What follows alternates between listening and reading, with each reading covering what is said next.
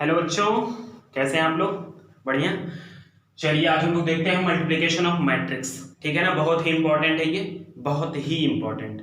तो बहुत ध्यान से पूरा वीडियो जरूर देखिएगा। एक बार शुरू करिए करिए ना आप लोग तो पूरा देख लिया करिए। इतना लंबा तो होता नहीं है, 15 मिनट 20 मिनट मैक्सिमम। ठीक है ना, मैक्सिमम। अब आप लोग चाहते थोड़ा एंटरटेन तो डांस वांस करके तो दिखाऊंगा नहीं यहाँ पे। ठीक है ना, पढ़ाई हो रही है। क्यों पढ़ाई हो रही है? पढ़ाई हो रही है, पढ़ाई हो रही है। ठीक है, तो मल्टीप्लिकेशन ऑफ मैट्रिक्स कैसे, चलो देखते हैं कि अगर दो मैट्रिक्स का मल्टीप्लाई करवाया जा रहा है, ठीक, तो कैसे करवाया जा सकता है। जैसे कि आपने एडिशन में देखा था, क्या आपने एडिशन में देखा हुआ था क्या कि दो मैट्रिक्स का एडिशन और सब्ट्रैक्शन तभी हम कर सकते हैं जब, कब, जब उन दोनों का ऑर्डर क्या हो, सेम हो। जी सर, बहुत अच्छी बात आपने बोल दी। तो इसी तरीके से अगर मैं मल्टीप्लाई की बात करूं तो क्या क्या चीजें होनी चाहिए, तो ये ध्यान में जरा रखिएगा, बहुत ही इंपॉर्टेंट बात है कि फर्स्ट मैट्रिक्स का कॉलम का लिख दिया जाए। सर हिंदी लिखते हो आप तो कोई बात नहीं, चलता है। फर्स्ट मैट्रिक्स का कॉलम, ठीक, और सेकंड मैट्रिक्स का रो सेम होना चाहिए। क्या होना चाहिए? सेम होना चाहिए। क्या होना चाहिए? सेम होना चाहिए। मतलब कि फर्स्ट मैट्रिक्स ए और बी का अगर हम मल्टीप्लाई कर, हाँ एक चीज और ध्यान दीजिएगा कि इसमें ऑर्डर भी बहुत डिपेंड करता है कि आप ए का मल्टीप्लाई बी में करवा रहे हो या बी का मल्टीप्लाई ए में करवा रहे हो। क्यों? इसीलिए मैं आपसे बोल रहा हूं कि पहला फर्स्ट मैट्रिक्स का कॉलम सेकंड वाले मैट्रिक्स के रो के क्या होना चाहिए, बराबर होना चाहिए। ठीक, मतलब अगर ए जो है आपका m क्रॉस n का होगा तो b आपका कहीं ना कहीं n क्रॉस p का होना चाहिए। क्यों? क्योंकि इसका कॉलम और रो क्या हो जाएगा, तब बराबर हो जाएगा। ठीक है ना? ठीक, या मैं आपको ऐसे अगर समझाऊं, एक मिनट दीजिएगा हमको थोड़ा सा। अगर मैं इसको मिटाऊं और मैं आपको समझाने की कोशिश करूं तो अगर मैं बोलूं आपसे कि एक मैट्रिक्स ए दिया हुआ है जिसका ऑर्डर दिया है, ऐसे ही बोल दिया जाए, एक मैट्रिक्स ए दिया, इसका ऑर्डर दिया है m क्रॉस n, और एक मैट्रिक्स बी दिया है जिसका ऑर्डर दिया है p क्रॉस q, ऐसे ही बोल देते हैं। तो ये मल्टीप्लाई तभी हो सकता है जब n बराबर हो p के। किसके बराबर हो? p के। मतलब इस पहले वाले का ये कॉलम होता है, ये रो होता है ना, तो ये कॉलम सेकंड वाले के रो के क्या हो, इक्वल होना चाहिए। ठीक है, अच्छा जी, यही रूल अप्लाई होगा मल्टीप्लाई करते समय। ठीक, बहुत ही ध्यान से आप समझ के रखिएगा। अभी मैं आपको सारा कॉन्सेप्ट यहीं पे क्लियर करके दिखाता हूं और बहुत ही अच्छे से समझ में आपके आ जाएगा। फार्मूला याद करने की जरूरत नहीं है। ठीक है, अगर मैं बोल दूं ए और बी, ठीक, तो पहले वाले को अगर मैं m क्रॉस n बोलूं तो दूसरे वाले को n क्रॉस p बोलूंगा, कुछ भी बोल सकता हूं। ठीक, दिख रहा है आपको? बहुत ही अच्छे तरीके से लाजवाब दिख रहा है। हाँ दिख रहा है, इतना भी लाजवाब नहीं दिख रहा है लेकिन दिख तो रहा है सर। ठीक है, चलिए सब थोड़ा बड़ा लिख देंगे, क्या लिख दूंगा भाई, जैसी आपकी इच्छा। m क्रॉस n, बहुत बड़ा लिख दिया आपने, इतना बड़ा तो कभी देखा ही नहीं मैंने। चलो ठीक है, कोई बात नहीं। m क्रॉस n और ये क्या हो गया, n क्रॉस p। क्यों? क्योंकि इसका कॉलम इसके रो के क्या होना चाहिए, इक्वल होना चाहिए, तभी हम मल्टीप्लाई कर सकते हैं। मल्टीप्लाई करते कैसे, ये ध्यान दीजिएगा जरा। कैसे? मैं एक छोटा सा मैट्रिक्स लूंगा, दो मैट्रिक्स, ठीक है। अच्छा जी, एक चीज बताना हमको जरा, यहां पे तो आपको देखना पड़ रहा है कि इसका कॉलम इसके रो के बराबर हो, लेकिन अगर एक चीज आप ध्यान से देखिएगा कि अगर दोनों मैट्रिक्स स्क्वायर मैट्रिक्स हुआ और सेम ऑर्डर का हुआ तो क्या कुछ देखना पड़ेगा। अगर मैं बोलूं कि दो मैट्रिक्स आपके पास ए और बी है, ठीक, और दोनों सेम ऑर्डर का, मान लो 3 क्रॉस 3, दोनों 3 क्रॉस 3 वाला क्या है, स्क्वायर मैट्रिक्स है, तो क्या इसमें कुछ देखना है भाई? इसमें बी इंटू ए भी कर सकते हो, ए इंटू बी भी कर सकते हो, कोई दिक्कत नहीं। ठीक है, तो थोड़ा सा दिमाग लगा के चलिएगा, हर चीजें बताई नहीं जाती हैं, कुछ अपना भी दिमाग यूज करते हैं। चलो दो मैट्रिक्स में लेता हूं, एक को ए का नाम दे दिया तो A11, चलो A11 इसका एलिमेंट, A12, A21, A22। अभी आपको दिखाता हूं करते कैसे हैं। ये हो गया B11, ये हो गया B12, ये हो गया B21 और B22। मैं आपसे बोला था कि जो IJ होता है ना, ये भी रो और कॉलम ही होता है। ये आपको बताता है कि वो एलिमेंट किस रो और किस कॉलम का है। ठीक है ना, जैसे A21 की बात करो तो सेकंड रो और फर्स्ट कॉलम। ठीक है, तो आप ध्यान दीजिएगा मल्टीप्लाई करेंगे कैसे। मल्टीप्लाई ऐसे करेंगे जैसे रूल यूज करते हैं। कैसे रूल क्या होता है इसका कि पहले वाले का कॉलम और दूसरे वाले के रो के बराबर होना चाहिए, तो उसी का मल्टीप्लाई भी होता है। ठीक है, शुरू कहां से करना है, फर्स्ट रो से स्टार्ट करना है आपको। ठीक, फर्स्ट रो से स्टार्ट करना है, यहां से A11 का मल्टीप्लाई करना शुरू करना है। तो ध्यान से देखिएगा, A11 का मल्टीप्लाई किसमें करते हैं, B11 में। A11 का मल्टीप्लाई B11 में करेंगे। ठीक है, ठीक है। फिर उसके बाद प्लस प्लस, उसके बाद आते हैं इसके दूसरे एलिमेंट। भाई फर्स्ट रो पहले स्टार्ट कैसे करते हैं ध्यान दीजिएगा। स्टार्ट करने का तरीका क्या होता है, अगर मैं इसके एलिमेंट को C बोलूं पूरा, ठीक, अगर मैं इसके एलिमेंट को CIJ बोलूं और इसके एलिमेंट को AIJ और इसके एलिमेंट को BIJ, तो CIJ बराबर क्या होगा, ith row of first matrix into jth column of second matrix. मतलब फर्स्ट वाले के रो का मल्टीप्लाई सेकंड वाले के कॉलम में करते हैं, फर्स्ट में। ठीक है, फर्स्ट रो का मल्टीप्लाई सेकंड कॉलम में, ध्यान दीजिएगा। ठीक, यही है। अरे फर्स्ट रो का मल्टीप्लाई फर्स्ट कॉलम में करेंगे, ठीक है ना। तो करेंगे कैसे, देखो यहां पे क्या था, 1 1 है कि नहीं। अच्छा ये बताओ 1 into 1 में कॉलम क्या है, 1 है कॉलम। ठीक, अच्छा 1 into 1 में रो क्या है, ये है। तो क्या दोनों सेम है कि नहीं, तो क्या A11 का मल्टीप्लाई B11 में कर सकते हैं, कर सकते हैं सर, प्लस। ठीक है, चलो इसका मल्टीप्लाई, अब पहले रो है, पहला रो खत्म तो कर लो, ये आ गया पहला रो का। ठीक, A11 का मल्टीप्लाई फर्स्ट वाले कॉलम के सेकंड, इसका पहले वाले का पहले वाले में मल्टीप्लाई कर दिया प्लस, ये तरीका है इसका।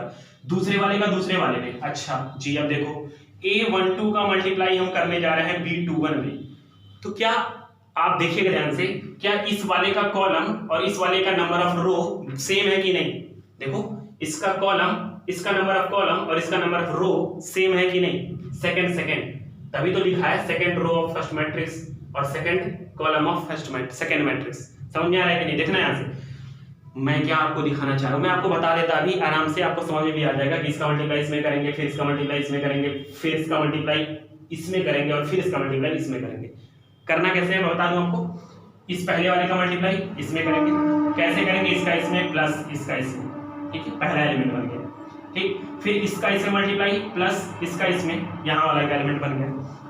फिर क्या करेंगे, इसका मल्टीप्लाई इसमें करेंगे, ये वाला एलिमेंट बन गया।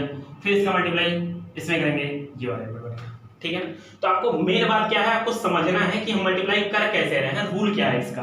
तो ये देखना जरा, यहाँ का कॉलम मैं दूसरे वाले का पहले में मल्टीप्लाई कर दिया प्लस, दूसरे वाले एलिमेंट का इसके नीचे वाले एलिमेंट में मल्टीप्लाई करूंगा, क्योंकि फर्स्ट रो और फर्स्ट कॉलम चल रहा है ना अभी, तो फर्स्ट रो और फर्स्ट कॉलम का ये वाला एलिमेंट मल्टीप्लाई करेंगे, तो क्या इसका देखो, इसका कॉलम और इसका नंबर ऑफ रो सेम है कि नहीं, तो कर सकते हैं मल्टीप्लाई। A12 into B21, ये हो गया फर्स्ट वाला, अभी आया ये फर्स्ट एलिमेंट इसका। ठीक है ना, मतलब ये क्या आ गया आपका CIJ, मतलब C11 आएगा इससे मल्टीप्लाई करने पे। ठीक है ना, C11। चलो भाई इसका मल्टीप्लाई हो गया, अब क्या करेंगे, इसका इसमें, चलो फिर क्या लिख रहे हैं, A21 into B11। अच्छा देखो ये सेम है कि नहीं, सेम है, कॉलम रो, प्लस इसका इसमें मल्टीप्लाई, तो A22 into B21 हो गया। ये हो गया खत्म कहानी, समझ में आया। देख लो भाई, मैं चाहूं तो आपको सीधे करके दिखा सकता हूं, लेकिन मैं समझाना चाह रहा हूं आपको कि आखिर इसमें लॉजिक क्या लग रहा है। ठीक, फिर से चलो, अब हम ये एलिमेंट हो गया, ये एलिमेंट हो गया, अब इस वाले पे आते हैं, या अब इसका फर्स्ट वाले का सेकंड वाले कॉलम में। ठीक है, फर्स्ट वाले का करोगे क्या, ध्यान से देखिएगा, रूल क्या है कि ith रो हो तो ith jth कॉलम भी होना चाहिए। ठीक है ना, तो देखो, ठीक है, तो देखो क्या करेंगे उसके बाद, चलो इसका मल्टीप्लाई करेंगे इसमें, तो चलो क्या हो जाएगा, A11 into B12 प्लस, अच्छा देखो यहाँ भी सेम है कि नहीं, इसका कॉलम और इसका रो, नंबर ऑफ कॉलम और इसका नंबर ऑफ रो सेम है, सेम है। चलिए भाई फिर आगे आते हैं,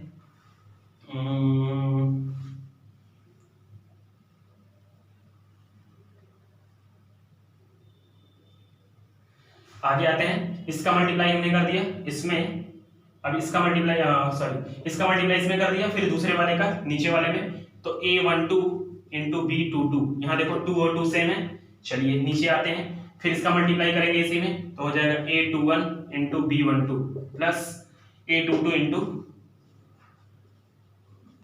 आप ध्यान से, मैं आपको क्यों दिखाना चाह रहा हूं, आप ध्यान से देखो तो जो फर्स्ट वाले एलिमेंट है, ठीक है ना, बहुत ही ध्यान से आप समझिएगा चीज़ों को।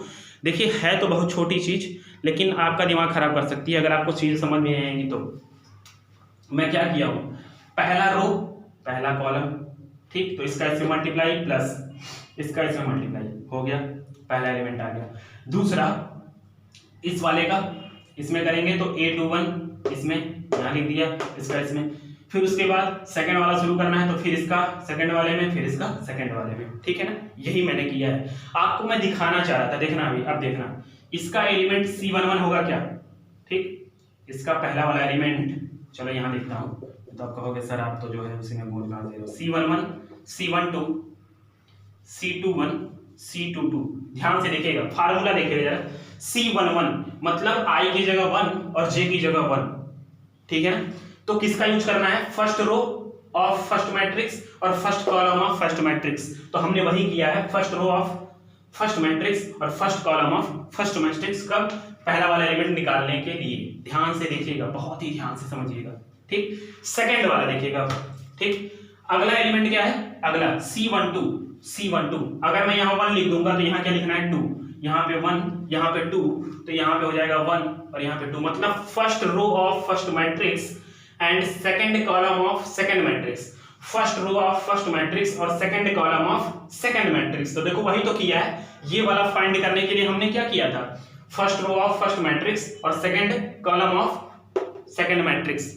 नीचे वाले के लिए क्या किया था, नीचे वाला एलिमेंट क्या, C21 2 1 अगर हो जाएगा तो क्या हो जाएगा, देखिए 2 और 1 यहां हो जाएगा 2 और 1, मतलब टूथ रो ऑफ फर्स्ट मैट्रिक्स, टूथ मतलब ये 2 वाला रो हो गया, ठीक, और फर्स्ट वाला कॉलम हो गया फर्स्ट मैट्रिक्स का, सेकंड मैट्रिक्स का, तो ये हो गया। आपको समझ में बहुत अच्छे तरीके से आ रहा होगा कि मैं कहना क्या चाह रहा हूं। मैं फार्मूले को, ठीक, आपके सामने दिखा रहा हूं कि कैसे आ रहा है एलिमेंट, ठीक, ये तो हो गया आपका पूरा विजुअलाइजेशन, मैं समझाना चाह रहा था आपको, ठीक है, ऐसा कहीं मिलेगा नहीं आपको, ठीक है, बुक में भी नहीं मिलेगा आपको, कहीं लिखा हुआ भी नहीं मिलेगा, ठीक, और कहीं समझाया हुआ भी नहीं मिलेगा, तो बहुत ही ध्यान से आप समझ लिए हैं, मुझे ऐसी अनुकंपा है आपसे, ठीक है ना।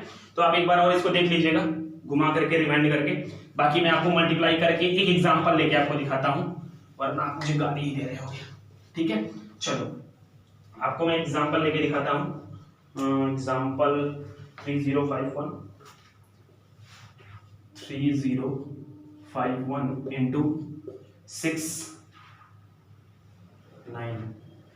9263।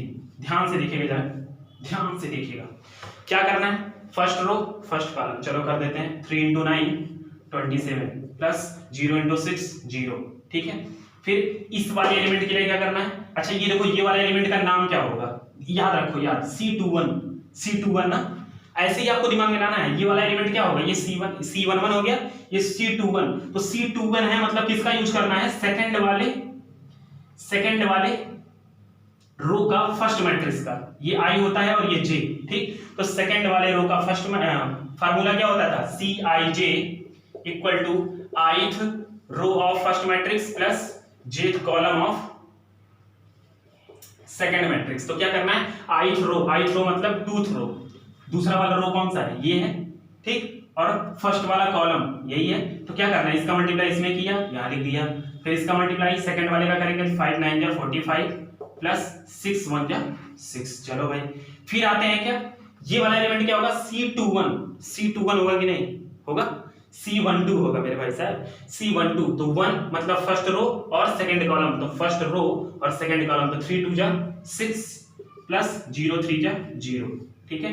फिर क्या करना है, फिर ये वाला एलिमेंट क्या होगा, C22, तो C22 के लिए सेकंड वाला रो फर्स्ट मैट्रिक्स का और सेकंड वाला कॉलम सेकंड वाले मैट्रिक्स का, तो सेकंड वाला रो क्या होगा ये और सेकंड वाला कॉलम क्या होगा ये, तो 5 2 जा 10 और 3 1 जा 3, तो आपका एलिमेंट क्या हो जाएगा 27 6 51 और 13, ये आपका क्या हो गया आंसर। इसको मैं मिला लेता हूं, हाँ बिल्कुल एकदम सही है, ठीक है ना। तो ये आपका क्या हो गया, मल्टीप्लिकेशन ऑफ मैट्रिक्स, आपको समझ में आ गया होगा।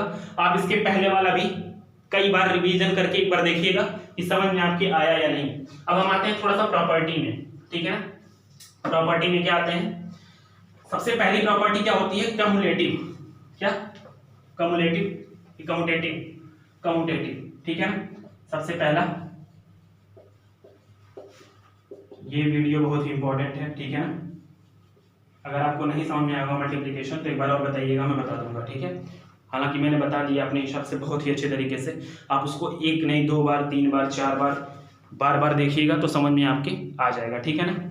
चलिए देखते हैं कम्यूटेटिव प्रॉपर्टी, ठीक। अच्छा, ये क्या होता है ना, कम्यूटेटिव प्रॉपर्टी को नॉर्मली फॉलो नहीं करता, ये फॉलो नहीं करता, मतलब a into B, B into A के बराबर नहीं होता।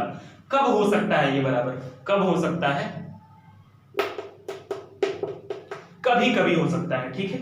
और कभी कभी कब हो सकता है, जब ये दोनों क्या हो, स्क्वायर मैट्रिक्स हो और सेम ऑर्डर के हो। क्या है, स्क्वायर मैट्रिक्स हो और सेम ऑर्डर के हो, तब ये फॉलो हो सकता है। तब भी हो सकता है, क्यों, क्योंकि दोनों मैट्रिक्स एलिमेंट क्या होने चाहिए, ऐसे होने चाहिए कि मल्टीप्लाई करने पे सेम ही आ रहा हो, ठीक। तो ये कब फॉलो हो सकता है, जब दोनों क्या हो, दोनों क्या हो स्क्वायर मैट्रिक्स। क्यों, क्योंकि आपको पता है कि भाई साहब, आपको ये पता है कि अगर दोनों मैट्रिक्स में एक चीज सही नहीं हुआ, क्या, ये चीज, कि अगर इसका रो इसका कॉलम, ठीक, ये तो चलो अभी तो इक्वल हो गया, लेकिन अगर उल्टा करके मल्टीप्लाई करते हो, उल्टा जब करोगे, अगर आप उल्टा करके मल्टीप्लाई करते हो, a इंटू बी करोगे तब तो ये चीज है, चलो ठीक है भाई, हो जाएगा। क्यों, क्योंकि पहले वाले का कॉलम दूसरे वाले के रो के बराबर। लेकिन अगर उल्टा करते हो तो पहले वाले का जो कॉलम होगा, रो होगा, सॉरी कॉलम होगा p हो जाएगा, और सेकंड वाले का रो क्या हो जाएगा m। तो ये क्या हो गया, गड़बड़ हो गया, इक्वल नहीं हुआ, ठीक है ना। तो यहाँ पे क्या चीज समझनी है आपको, यहाँ पे समझना ये है कि जब तक पहले वाले एलिमेंट, पहले वाले मैट्रिक्स का कॉलम दूसरे वाले मैट्रिक्स के रो के बराबर नहीं होगा, तब तक भाई मल्टीप्लाई कर ही नहीं सकते। तो आप बोलोगे नॉर्मली कि ये नॉर्मली क्या होता है, कम्यूटेटिव लॉ फॉलो नहीं करता, ठीक है ना। सेकंड क्या है, एसोसिएटिव। भाई एसोसिएटिव में भी वही है, ठीक है ना।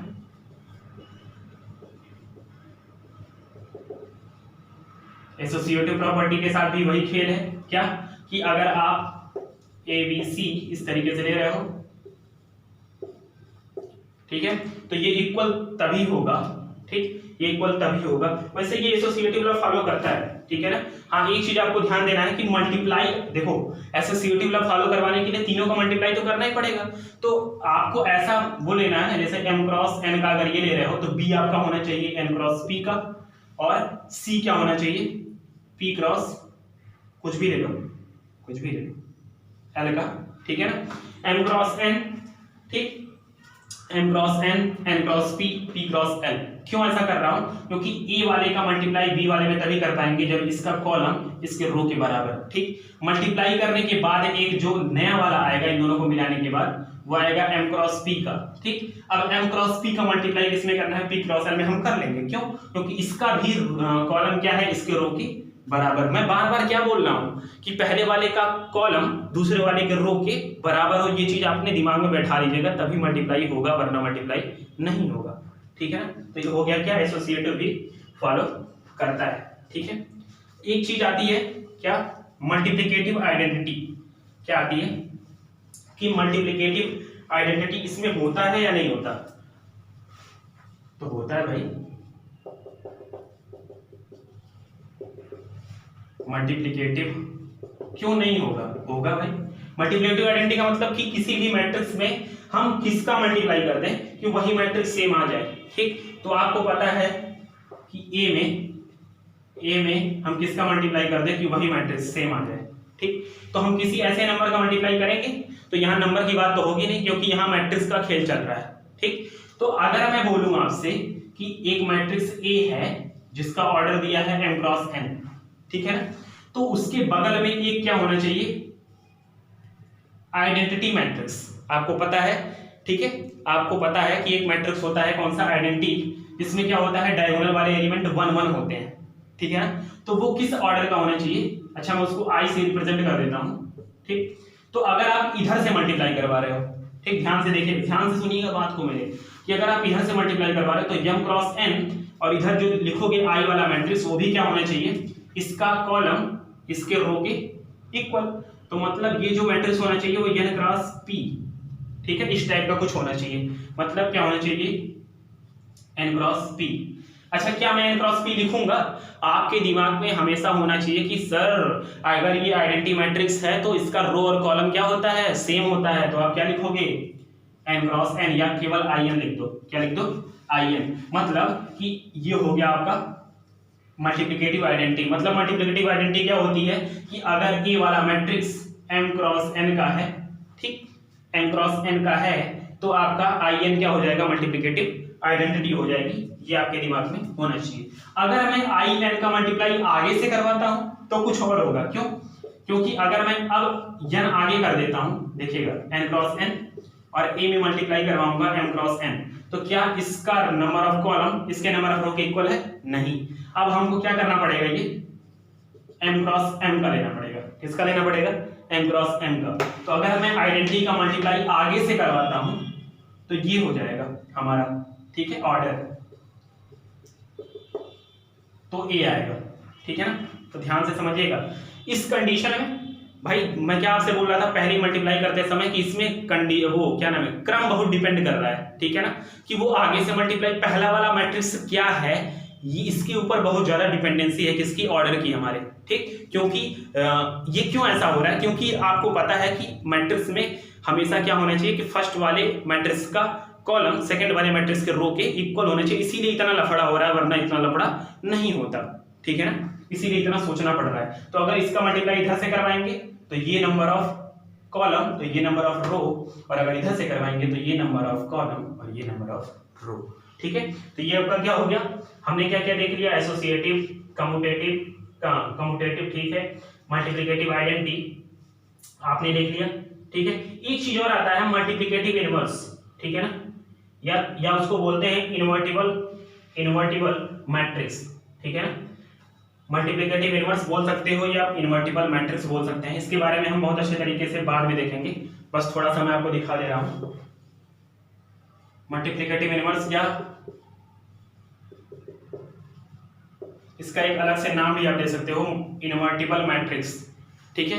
इसका नाम होता है कि ए का मल्टीप्लाई हम किस में करें कि आई आ जाए, कौन सा मैट्रिक्स आ जाए, आइडेंटिटी, ठीक है ना। एडिशन वाले में क्या था, एडिटिव इनवर्स क्या था आपका कि कौन सा मैट्रिक्स ऐड करें कि जीरो आ जाए, ठीक है ना, तो उसका निगेटिव वाला ऐड कर देते थे, ठीक। लेकिन इसमें ऐसा नहीं है। मल्टीप्लिकेटिव आइडेंटिटी में क्या होता है, इनवर्स में क्या होता है, मल्टीप्लाई करने पे क्या आना चाहिए, आइडेंटिटी आनी चाहिए, ठीक है ना। तो यहाँ पे मल्टीप्लाई हम किसका करेंगे, इसको बोलते हैं ए इनवर्स, ठीक, ए इनवर्स। इसके बारे में पूरा एक लेक्चर ही रहेगा और इस पे रिलेटेड भी एक लेक्चर वाला क्वेश्चन भी रहेगा, ठीक है ना, बहुत इंपॉर्टेंट है, ठीक। तो ए इनवर्स के बारे में हम क्या करेंगे, पढ़ेंगे बाद में। अभी मैं केवल बता रहा हूँ कि ए इनवर्स क्या होता है, एक इनवर्टिबल मैट्रिक्स होता है, ठीक, जिसका मल्टीप्लाई करने पे क्या आता है, आइडेंटिटी निकल के आ जाती है, ठीक है।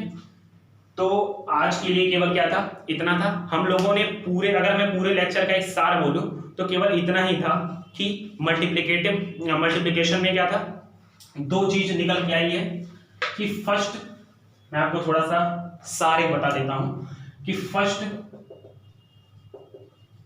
मैट्रिक्स का कॉलम और सेकंड मैट्रिक्स का रो इक्वल होना चाहिए, क्या करने के लिए, मल्टीप्लाई करने के लिए। और एक जो फार्मूला मैं बताया था CIJ equal to AIJ, sorry, ith row of first matrix into jth row of second matrix, ठीक है ना।